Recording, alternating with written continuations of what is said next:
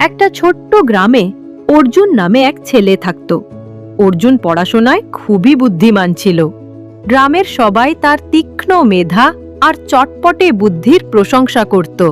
কিন্তু অর্জুনের একটা বড় দুর্বলতা ছিল, সে কখনোই সময়কে গুরুত্ব দিত না। সে দিনের পর দিন বন্ধুদের সঙ্গে খেলত, মোবাইলে গেম খেলত আর অকারণ গল্পগুজব করে সময় নষ্ট করত। তার মা বাবা বারবার বোঝানোর চেষ্টা করত, বাবা, সময়ের দাম বুঝতে শিখো। কিন্তু অর্জুন ভাবত, আমার তো অনেক সময় আছে, পরে সব করে নেব, এখন মজা করতে দাও। একদিন স্কুলের বার্ষিক পরীক্ষার ফলাফল বেরোলো। অর্জুনের নাম্বার খুব কম এলো।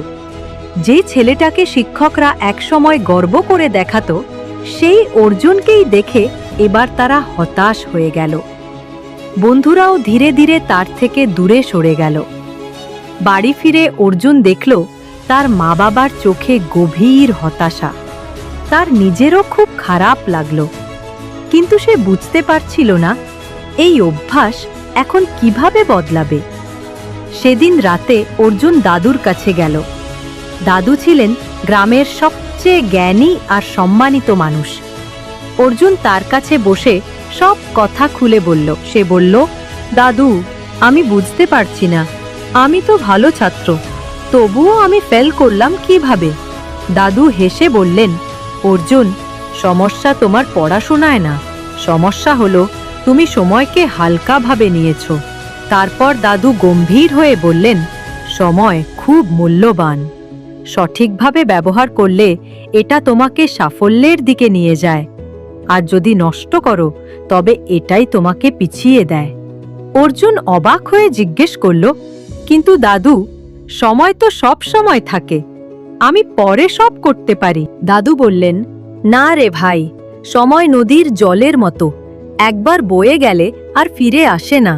শোনো, তোমাকে একটা গল্প শোনাই। অনেক বছর আগে বিক্রম নামে এক শক্তিশালী রাজা ছিল। তার কাছে ছিল অগাধ ধন সম্পদ, মহল, অসংখ্য সৈন্য। কিন্তু রাজা বিক্রমের এক দোষ ছিল, সে সময় নষ্ট করত। দেরি করে ঘুম থেকে উঠত, দরবারে না গিয়ে বন্ধুদের সঙ্গে আড্ডা দিত, আর প্রতিটি কাজ কালকের জন্য ফেলে রাখত।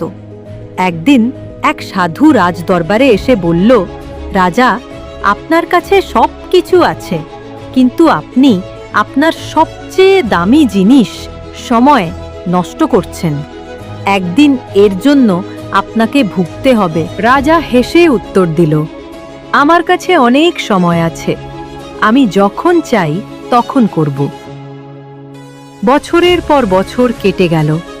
রাজা বুড়ো হল, শরীর দুর্বল হল, সেনারা হেরে গেল, প্রজারা তার ওপর আস্থা হারালো, সবকিছু ধ্বংস হয়ে গেল। তখন রাজা বুঝল, সে তার সবচেয়ে বড় সম্পদ সময়কে নষ্ট করেছে। সে সেই সাধুকে খুঁজল, কিন্তু তাকে আর কোথাও পেল না। তখন তার ভীষণ আফসোস হল, কিন্তু তখন আর কিছু করার ছিল না। সে বুঝল, আসল ধন হল সময়। দাদুর গল্প শুনে অর্জুন গভীর চিন্তায় পড়ল। প্রথমবার সে অনুভব করল কত মূল্যবান সময় সে নষ্ট করে ফেলেছে। সে জিজ্ঞেস করল, দাদু, আমি কি এখনো আমার জীবন বদলাতে পারি? দাদু মৃদু হেসে বললেন, অবশ্যই পারবে, সময় কখনো থামে না। আজ থেকেই যদি তুমি সময়ের সঠিক ব্যবহার করো, তবে তোমাকে সফল হতে কেউ আটকাতে পারবে না। কিন্তু মনে রেখো, যা আজ করা যায় তা কখনোই কাল পর্যন্ত ফেলে রেখো না। সেদিন থেকে অর্জুন প্রতিজ্ঞা করল, সে সময়ের সঠিক ব্যবহার করবে।